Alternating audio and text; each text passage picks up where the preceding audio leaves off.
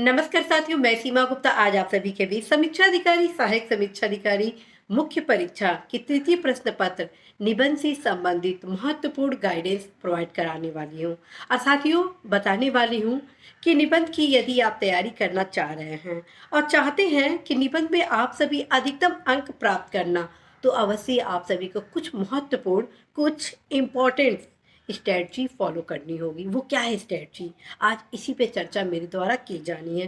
साथियों, जिस स्ट्रेटजी के बारे में मेरे द्वारा आज एक्सप्लेन किया जाना है आप सभी के बीच, वो स्ट्रेटजी ऑलरेडी मैं खुद इम्प्लीमेंट की थी अपनी तैयारी के दौरान। तो साथियों, यदि मान लीजिए कोई भी आप टॉपिक को तैयार कर रहे हैं, तो उस टॉपिक की तैयारी के लिए जो महत्वपूर्ण कारक है, एलिमेंट है, उसको इम्प्लीमेंट करना वेरी वेरी इम्पॉर्टेंट फैक्ट है मैक्सिमम नंबर प्राप्त करने के लिए। और सबसे पहले इसके लिए इम्पॉर्टेंट जो फैक्टर आता है वो होता है निर्धारित टॉपिक का चयन करना। यदि आप निर्धारित टॉपिक को चयनित कर लेते हैं तो आप अधिकतम अंक अवश्य ही निबंध में प्राप्त करते हैं। तो साथियों, सबसे पहले आप ये डिसाइड करें कि आपको कौन कौन से ऐसे निबंध हैं जिनकी तैयारी आपको बेहतर तरीके से करनी है, और माइंड सेट बना लें कि यदि इस प्रकार के टॉपिक से निबंध पूछे जाते हैं तो मुझे अवश्य ही लिखना है। और साथियों, आप सभी की समस्या के समाधान के लिए कि कौन कौन सा महत्वपूर्ण टॉपिक है जिनकी तैयारी करना आप सभी के लिए बेहद ज़रूरी है, उससे संबंधित ऑलरेडी मेरे द्वारा महत्वपूर्ण टॉपिक से रिलेटेड क्लासेस लाए जा चुके हैं। ये महत्वपूर्ण टॉपिक बताए जा चुके हैं जिनकी यदि आप तैयारी करते हैं तो अवश्य ही आप समीक्षा अधिकारी, सहायक समीक्षा अधिकारी, मुख्य परीक्षा के तृतीय प्रश्न पत्र निबंध के तीनों निबंध को आप अवश्य ही लिख सकते हैं।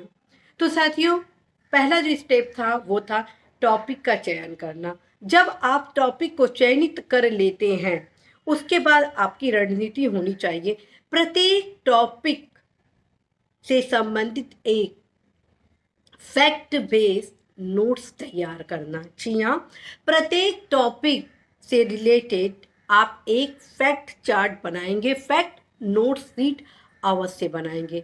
आखिर निबंध में फैक्ट चार्ट की क्या आवश्यकता है, फैक्ट नोट्स की क्या आवश्यकता है? साथियों, बहुत बार ऐसा होता है कि जब हम निबंध लिखते हैं तो हमें जो महत्वपूर्ण निबंध से संबंधित फैक्ट हैं वही नहीं पता होता है। जैसे मान लीजिए यदि आप पर्यावरण प्रदूषण के संबंध में कोई टॉपिक को हैंडल कर रहे हैं, अर्थात लिख रहे हैं निबंध के रूप में, तो आपको पता होना चाहिए कि पर्यावरण प्रदूषण के कितने प्रकार हैं, किस किस क्षेत्र में कौन से प्रदूषण सर्वाधिक है, और कौन कौन से प्रदूषण में कौन कौन से महत्वपूर्ण गैस की भूमिका होती है। पर्यावरण प्रदूषण को दूर करने के लिए कौन कौन से सम्मेलन आयोजित किए गए हैं, पर्यावरण प्रदूषण को समाप्त करने के लिए, उसके दूर करने के लिए कौन कौन सी योजनाएं चलाई जा रही हैं, वे कौन कौन सी समस्याएं हैं जिनके कारण पर्यावरण प्रदूषण लगातार बढ़ रहा है, वे कौन कौन से उपाय हैं जिनके कारण हम उनको इम्प्लीमेंट करके पर्यावरण प्रदूषण को दूर कर सकते हैं। ये सारे जो अभी एलिमेंट मैं आपको बताई हूँ, उन सारे एलिमेंट को आप फैक्ट चार्ट में शामिल करेंगे। अर्थात सबसे पहले आप जैसे मान लीजिए पर्यावरण प्रदूषण को ही देख लीजिए। पर्यावरण प्रदूषण के आप 3 से 4 कुछ महत्वपूर्ण कोटेशन को लिखें। उसके बाद आप क्या करें कि पर्यावरण प्रदूषण जो महत्वपूर्ण आयाम है, उससे रिलेटेड जो महत्वपूर्ण बिंदु हैं, जो ऑलरेडी मेरे द्वारा प्रीवियस क्लासेस में आप सभी को बताए जा चुके हैं, अर्थात अन्य महत्वपूर्ण क्लासेस में, गाइडेंस क्लासेस में और कुछ लाइव क्लासेस में भी आप सभी को मेरे द्वारा बताए जा चुके हैं। तो उसके बाद आप क्या लिखेंगे, पर्यावरण प्रदूषण से रिलेटेड जो महत्वपूर्ण बिंदु हैं उसको पॉइंट टू पॉइंट सजो लेंगे। इससे क्या होता है साथियों, इससे ये होता है कि जब लास्ट मोमेंट में आप एग्ज़ाम देने को जाते हैं तो एक तो रिवीजन करने में आसान हो जाता है, और जब आप नोट्स बनाते हैं तो उस दौरान नोट्स बनाने के क्रम में आपको वे तमाम महत्वपूर्ण फैक्ट याद हो जाते हैं जो कि निबंध लिखने के दौरान बहुत ही उपयोगी होते हैं। साथियों, विश्लेषण आप निबंध का ऐसे ही नहीं कर पाएंगे। विश्लेषण करने के लिए आवश्यक है पर्याप्त फैक्ट कॉन्सेप्ट क्लियर होने की आवश्यकता। जब आप किसी भी टॉपिक से रिलेटेड निबंध की तैयारी कर रहे हैं तो 2 चीज़ आवश्यक है। संबंधित टॉपिक का फैक्ट क्लियर होना, दूसरा उस टॉपिक से रिलेटेड जितने भी कॉन्सेप्ट हैं वे सारे क्लियर होना, तब कहीं जाके आप एक बेहतर निबंध लिख पाते हैं। आई होप कि आप सभी इस चीज़ को जरूर समझेंगे। तो साथियों, दूसरा क्या कारक रहा? फैक्ट नोट सीट कवर करना। जब आप फैक्ट नोट सीट बना लेते हैं, उसके बाद आपका जो तीसरा चरण होना चाहिए वो होना चाहिए बेहतर रूप से प्रस्तावना को लिखना। किस प्रकार से आप प्रस्तावना को लिख सकते हैं, ये चीज़ बहुत ही महत्वपूर्ण होता है। जैसे मान लीजिए महिला सशक्तिकरण पर आप कोई टॉपिक लिख रहे हैं, तो आप देखिए कि महिला सशक्तिकरण टॉपिक से रिलेटेड कितने ऐसे निबंध हैं जो ऑलरेडी यूपीपीसीएस मुख्य परीक्षा में पूछे गए हैं, समीक्षा अधिकारी सहायक समीक्षा अधिकारी की परीक्षा में पूछे गए हैं, और यूपीएससी अर्थात सिविल सर्विस के एग्जाम में पूछे गए हैं। जब आप प्रीवियस ईयर के विभिन्न प्रकार के निबंध पूछने के स्वरूप को पढ़ते हैं, उसका अध्ययन करते हैं, तो आप अवगत होते हैं कि मूल भावना जो होता है वो एक ही होता है। यदि महिला सशक्तिकरण पे पूछा जा रहा है कोई चीज़, या मान लीजिए महिला शक्ति देश के विकास के लिए अत्यंत आवश्यक है, बदलते भारत की नई तस्वीर में नारी शक्ति, बदलते भारत में महिलाओं की भूमिका आदि जो भी होते हैं, उसका मूल बिंदु होता है वीमेन एम्पावरमेंट ही। तो जो मूल भावना होता है, उस मूल भावना से टच किए हुए एक कोटेशन से आप अपने टॉपिक की शुरुआत कर सकते हैं। ये रहा पहला विधि प्रस्तावना का। दूसरा जो विधि है, वर्तमान परिदृश्य में समय बदल रहा है और इस बदलते दौर में नारी शक्ति भी आज हर क्षेत्र में अपनी परचम फैला रही है। या आप ये लिख सकते हैं, कहा जाता है कि जिस घर में नारी शक्ति का सम्मान होता है वह घर खुशियों से परिपूर्ण होता है, समाज का विकास होता है और तभी कहीं राष्ट्र निर्माण का मार्ग प्रशस्त होता है। तो ये तीन जो मैं आपको स्टाइल बताई वो है आपका लिखने का, कि आप या तो कोटेशन से स्टार्ट कर सकते हैं, या वर्तमान परिदृश्य से स्टार्ट कर सकते हैं, या तो कहा जाता है ऐसे। तो साथियों, इस प्रकार से आपके 3 निबंध लिखने का प्रारूप अवश्य होना चाहिए। ऐसा ना करिएगा कि आप जो निबंध लिख रहे हैं, तीनों निबंध, तीनों भाग के एक-एक जो निबंध आपको लिखने हैं, तीनों को आप एक ही स्वरूप में लिख दें। ये कदापि ना करिएगा, ठीक है? तो साथियों, अब हम कोटेशन से संबंधित यदि निबंध को लिख रहे हैं तो कोटेशन कहाँ से प्राप्त करें? तो साथियों, सोर्सेज आप सभी को मैं बताना चाहती हूँ। सोर्सेज है कि आप महत्वपूर्ण कोटेशन जो संबंधित निबंध के टॉपिक से रिलेटेड है, ऑलरेडी मेरे द्वारा बताए जा चुके हैं, और इस यूट्यूब चैनल पर महत्वपूर्ण कोटेशन आप सभी को निबंध से रिलेटेड दिए भी जा चुके हैं। आप उन सारी कोटेशन का प्रयोग कर सकते हैं। आप सभी के अराउंड है जो मेरे द्वारा रचित मुक्तक है, दोहे हैं और कविताएं हैं, उन सभी को आप सभी निबंध में प्रयोग कर सकते हैं। एज वेल एज फ्रेंड्स, जो महत्वपूर्ण अन्य कोटेशन है उसे आप गूगल से प्राप्त कर सकते हैं। गूगल पे यदि आप सर्च करेंगे पर्यावरण से संबंधित महत्वपूर्ण कोटेशन, महिला सशक्तिकरण से संबंधित महत्वपूर्ण कोटेशन, या शिक्षा से संबंधित महत्वपूर्ण कोटेशन, तो आप देखेंगे वहाँ सैकड़ों कोटेशन आपको मिल जाएंगे। कोटेशन लिखने से क्या फायदा होता है? कोटेशन लिखने से फायदा ये होता है कि कम शब्दों में आप एक वृहद व्याख्या कर डालते हैं। कम शब्दों में आप एक वृहद व्याख्या कर देते हैं। जैसे मान लीजिए आपसे प्रश्न किया जाता है निबंध में कि इस विषय पर निबंध लिखे कि साहित्य समाज का दर्पण है। ये कितने कम शब्दों में साहित्य के बारे में कितना वृहद व्याख्या कर दिया कि मतलब साहित्य के माध्यम से हम समाज को जान सकते हैं, चाहे वो अर्थव्यवस्था हो, समाज हो, राजनीति हो, संस्कृति हो, धर्म हो, वैश्विक परिदृश्य हो, वो वर्तमान चुनौतियां हो या राष्ट्र निर्माण हो, सब कुछ हम साहित्य से जान सकते हैं। इसलिए इसको सिंपल वे में लिख दिया गया, साहित्य समाज का दर्पण है।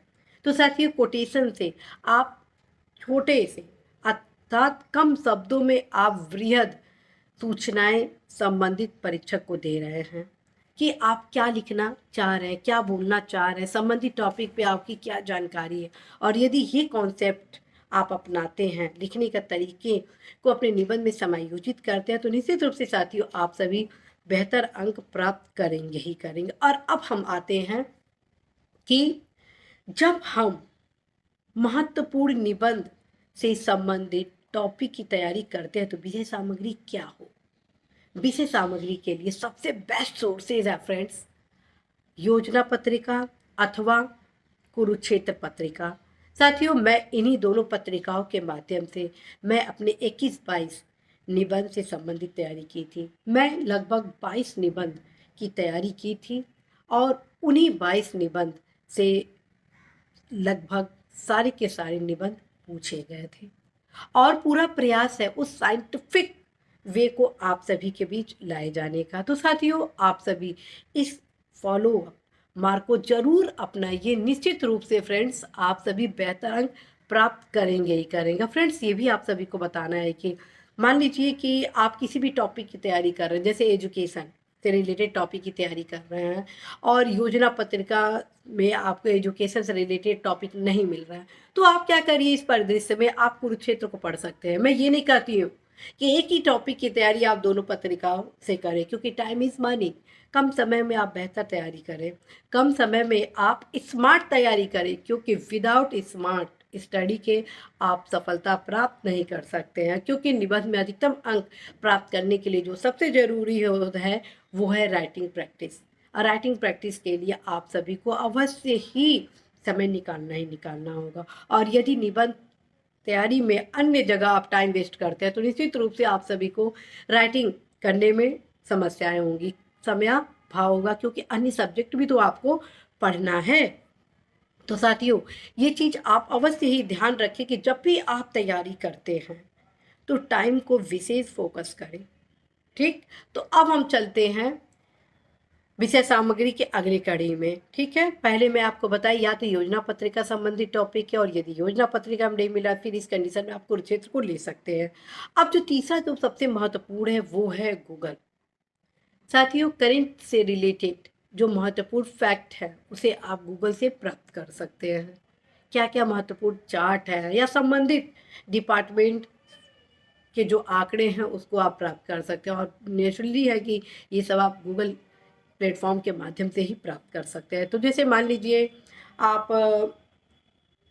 सिंचाई से रिलेटेड कुछ भी आंकड़े प्राप्त करना चाहते हैं, जैसे कि मान लीजिए कि आप आपदा प्रबंधन से रिलेटेड जो महत्वपूर्ण तैयारी कर रहे हैं, तो नेचुरली है कि आप आपदा प्रबंधन से रिलेटेड जो विभाग हैं उससे संबंधित सूचना आप जो करंट अफेयर से रिलेटेड होगा, महत्वपूर्ण फैक्ट से रिलेटेड होगा, आप उसके संबंधित डिपार्टमेंट से प्राप्त करेंगे, मंत्रालय से प्राप्त करेंगे। तो ये आप गूगल प्लेटफॉर्म के माध्यम से जाकर उसे आप ले सकते हैं। तो साथियों, ये जो मैं आप सभी को विषय सामग्री की सोर्सेज बताई हूँ उससे मेरे द्वारा भी अपनाई गई थी, और अब तो खुद मैं शासन में हूँ तो मैं देखती हूँ कि लगातार उसको अप टू डेट किया जाता है। जो भी महत्वपूर्ण परियोजनाएं होती हैं, जो संबंधित आंकड़े होते हैं, विकास से संबंधित, उपलब्धियों से संबंधित, चुनौतियों से संबंधित क्या क्या महत्वपूर्ण फैक्ट चार्ट है, इस सबको आप पाएंगे एक प्लेटफॉर्म पर संबंधित विभाग के वेबसाइट पर। तो आप अवश्य ही संबंधित विभाग के वेबसाइट से महत्वपूर्ण सूचनाओं को प्राप्त कर सकते हैं। इसके बाद जो महत्वपूर्ण चरण आता है वो आता है वीकेंड राइटिंग, अर्थात आप अवश्य ही हर वीकेंड पर एक निबंध लिखने का जरूर प्रयास करें। हर वीकेंड पर एक निबंध अवश्य लिखने का प्रयास करें 600 शब्दों में।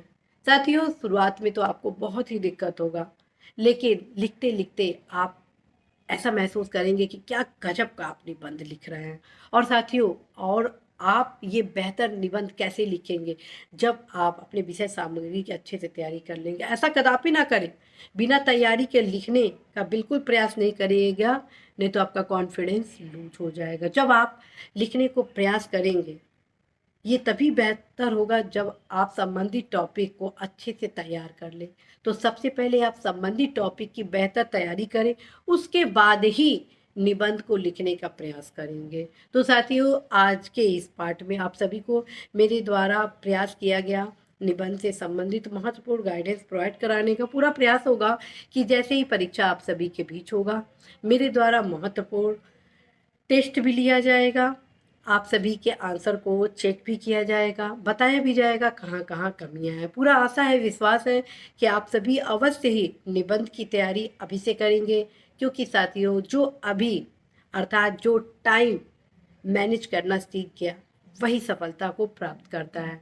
और हमेशा मैं आप सभी को कहती हूँ, सफलता के लिए जरूरी है जागरूकता। यदि आप जागरूक हैं तो अवश्य ही आप सफलता प्राप्त करेंगे, और जैसे ही आप सफलता प्राप्त करते हैं साथियों, वैसे ही समाज का भी विकास होता है, क्योंकि मात्र आपकी सफलता से आपके लक्ष्य की पूर्ति नहीं होती, आपकी समृद्धि ही उससे समायोजित नहीं होती है। आपके विकास से, आपके लक्ष्य पूर्ति से, आपके सफलता से देश की सफलता ही सुनिश्चित होती है। तो साथियों, इस सोच के साथ कि आप अवश्य ही समाज के समावेशी विकास में अपना योगदान करेंगे, यदि ये सोच अभी से डेवलप करेंगे, तो अवश्य ही आपके निबंध में इस चीज़ की झलक अवश्य विद्यमान होती है। तो अपने सोच में भी एक पॉजिटिवली परिवर्तन ज़रूर लाइएगा। निश्चित रूप से आप सभी निबंध में बेहतर अंक प्राप्त करके अपने लक्ष्य को भी प्राप्त करेंगे। All the best.